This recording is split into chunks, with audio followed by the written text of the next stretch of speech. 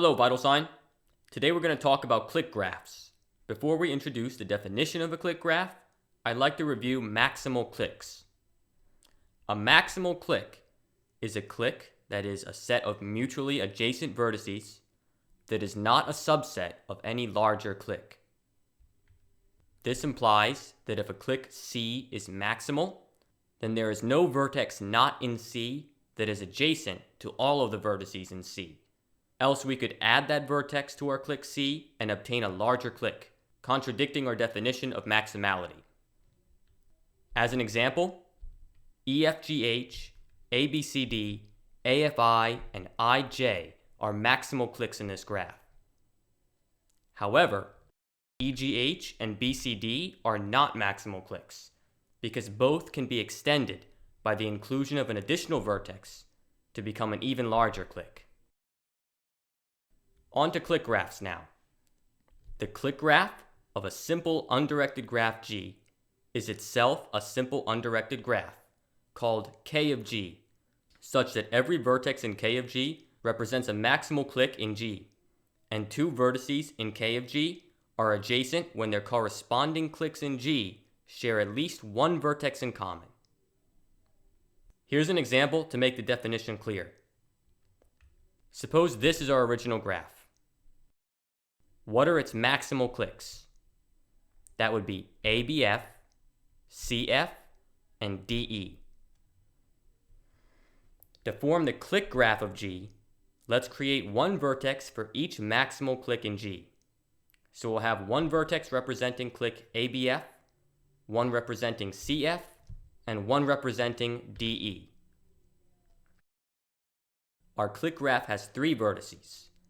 Now let's tackle the adjacencies of this graph, one vertex at a time, starting with the vertex corresponding to ABF. Of the other vertices in K of G, which ones correspond to a maximal clique in the original graph that has at least one vertex in common with maximal clique ABF in the original graph? That would be just CF, which shares F with ABF, as DE does not share any vertices with ABF. Therefore, vertex ABF is adjacent to vertex CF. For vertex CF, of the other vertices in the clique graph, which ones correspond to a maximal clique in the original graph that shares at least one vertex in common with maximal clique CF in the original graph? That would be just ABF, as they share F in common, and DE does not share any vertices with CF. We already have this connection though, so let's move on to our final vertex, DE. Of the vertices in the clique graph, which ones correspond to maximal cliques in G that share at least one vertex in common with maximal clique DE in G? Well, in this case, none of the other vertices correspond to such a maximal clique. DE does not share any vertices with any other maximal clique in graph G. So DE is an isolated vertex in the clique graph. We're done. This is the clique graph of graph G. Let's do one more example. Here's our new original graph G. What are its maximal cliques? Feel free to pause the video and find them yourself.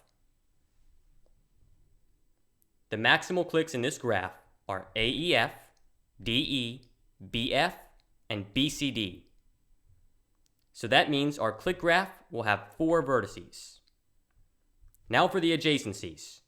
Remember, to determine the adjacencies for a given vertex in the clique graph, look back to the original graph and find the maximal cliques that have at least one vertex in common with the maximal clique corresponding to your given vertex. Then, connect your given vertex to the vertices corresponding to those maximal cliques. Feel free to pause the video and work this out yourself. AEF will be adjacent to DE and BF. BF will be adjacent to AEF and BCD. DE will be adjacent to AEF and BCD. Finally, BCD will be adjacent to DE and BF. Note that two non-isomorphic graphs can have the same clique graph.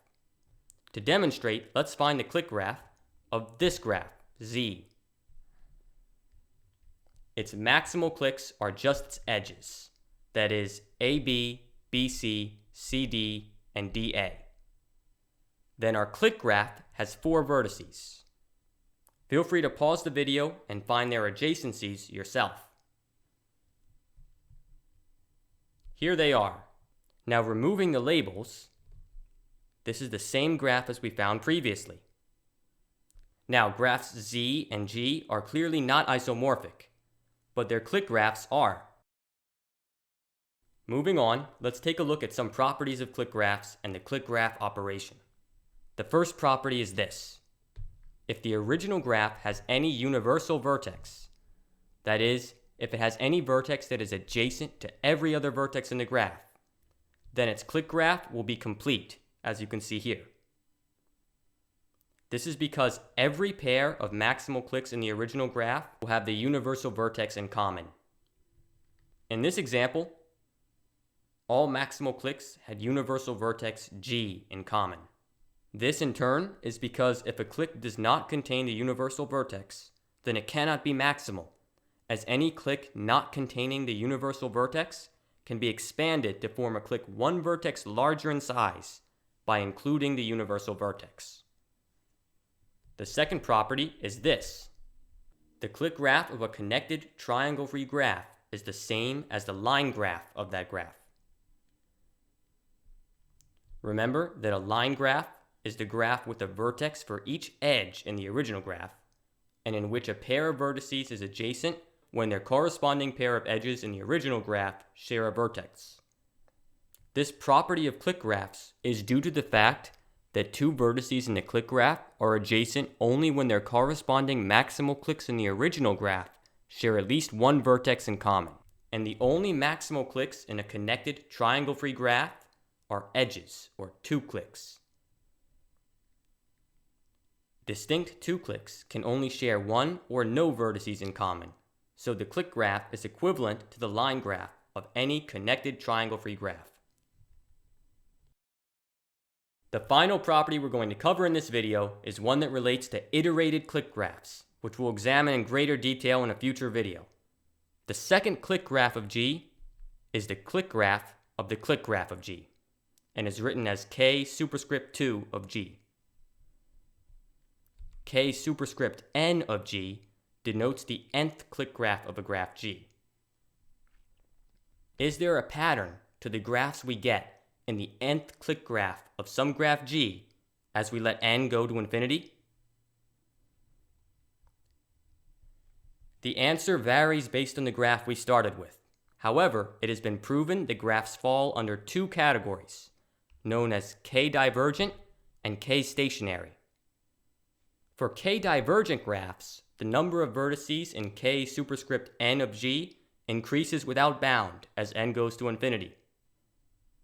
For k-stationary graphs, the nth clique graph is the same as the bth clique graph, for some b less than n.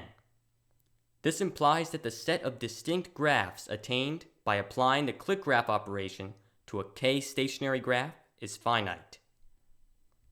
In other words, the sequence of graphs attained by the clique graph operation to a k-stationary graph repeats itself or settles out at some graph whose clique graph is isomorphic to itself. Here are a few graphs and their iterated clique graphs beside them.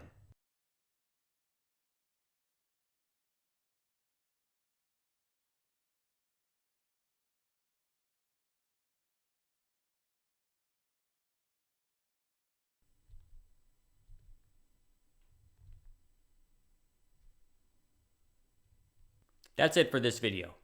I've left some links in the description if you want to learn more about clique graphs, especially iterated clique graphs. We'll go over some of those papers in a future video about iterated clique graphs, and go over some really cool theorems about them. Thanks for watching. Please subscribe, like, share, and comment if you liked the video. Have a great day.